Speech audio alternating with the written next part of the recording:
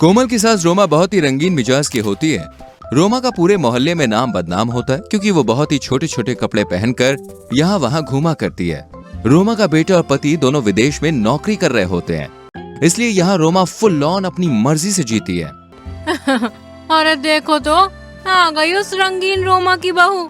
50 की उम्र में भी रोमा रानी के शोले भड़क रहे हैं। भगवान ही सद्बुद्धि दे अब उसे। रोमा बाहर जाकर अय्याशी करती है और घर आने के बाद अपनी बहू संग सख्ती से पेश आती है। ओ चुड़ैल, चल जल्दी से मेरी कोल्ड कॉफी बना, मुझे बहुत हॉट फील हो रहा है। बाहर से गर्म होकर आती हैं और घर आकर ठंडा होना चाहती हैं। बेशरम कहीं की। क्या कहा? जोर से बोल। मुंह में दही जमाया है क्या? कल मुंह ही करम जली। नॉनसेंस। एक दिन कोमल देर से उठती है, तभी रोमा उसे खूब सुनाती है और खूब मारती भी है। एक दिन जब वो अपने एक आशिक के साथ एक जगह रोमांस करने जाती है, तभी कोमल भी उसका पीछा करती है। वाह वाह, आज तो एकदम अंगार लग रही हो रोमा डार्लिंग। ये सब तो सिर्फ तुम्हारे लिए ही है बेबी। चलो फिर शुभ काम में देरी कैसी, जो करने आए हैं उसका शुभारंभ करते हैं। यस जानू, फायर ब्रिगेड मंगवा दे तू। अंगारों पे है अरमा, ओ बलमा, ओ बलमा। तेरा रास्ता देख रहा हूँ, सिगड़ी पे दिल सेक रहा हूँ, आ परदेसी मोरे बलमा, ओ बलमा, ओ बलमा। तभी वहाँ पर कोमल चुपके से उनका वीडियो रिकॉर्ड कर लेती है और घर आने पर रोमा को दिखाती है। ये देखो, अब ये वीडियो जाएगा सीधे यश और ससुर जी को।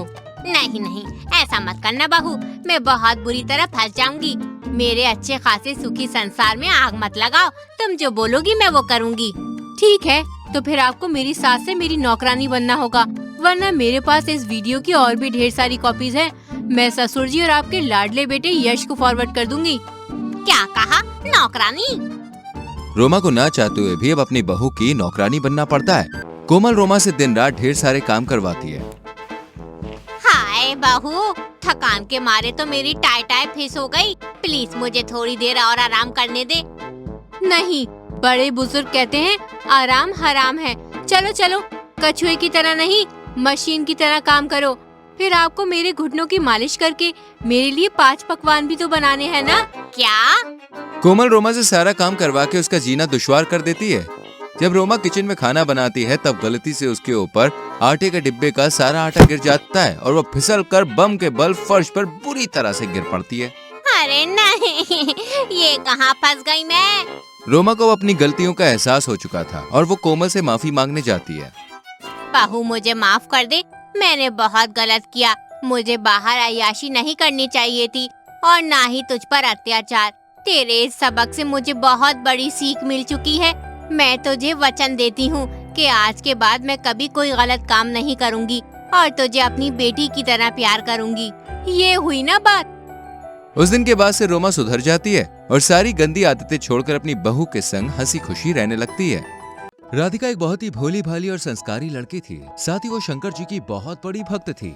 वो रोज भगवान की पूजा किया करती और रोजाना शंकर जी पर दूध और जल चढ़ाया करती थी ताकि उसका मनचाहा पति उसे मिल जाए। सुबह सुबह का वक्त है। अरे ओ राधिका बिटिया, इतनी सुबह कहाँ जा रही है? अपने शंकर जी को दूध और जल चढ़ाने जा रही हूँ काकी।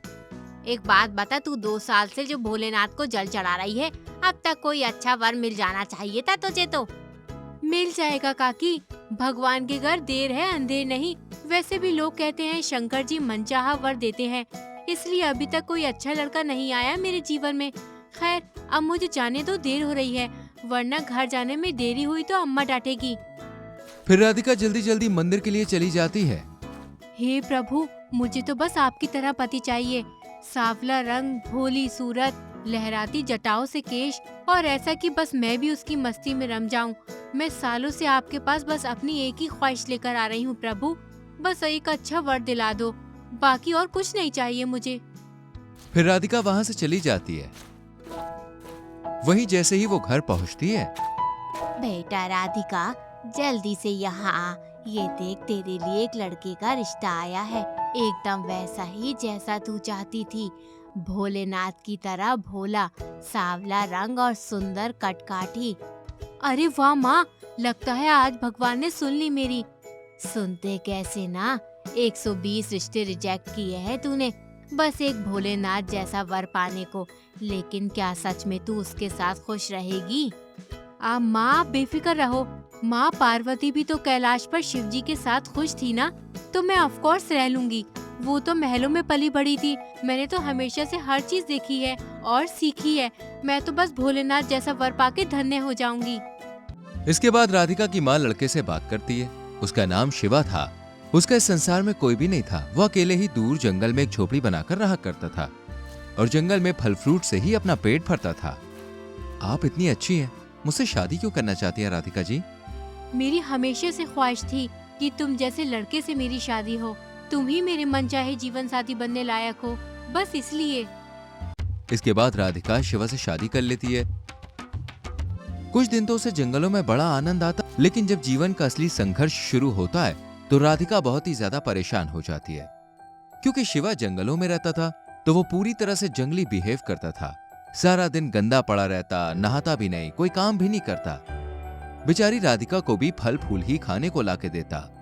अब धीरे धीरे राधिका को वहां रहने में दिक्कत होने लगी। ना तो उसे खाने को पर्याप्त भोजन मिलता और ना ही पहनने को अच्छे कपड़े और ना ही सोने को ढंग का बिस्तर। वहीं राधिका शिवा को कितना भी कहती, वो उसको कुछ भी नहीं सुनता,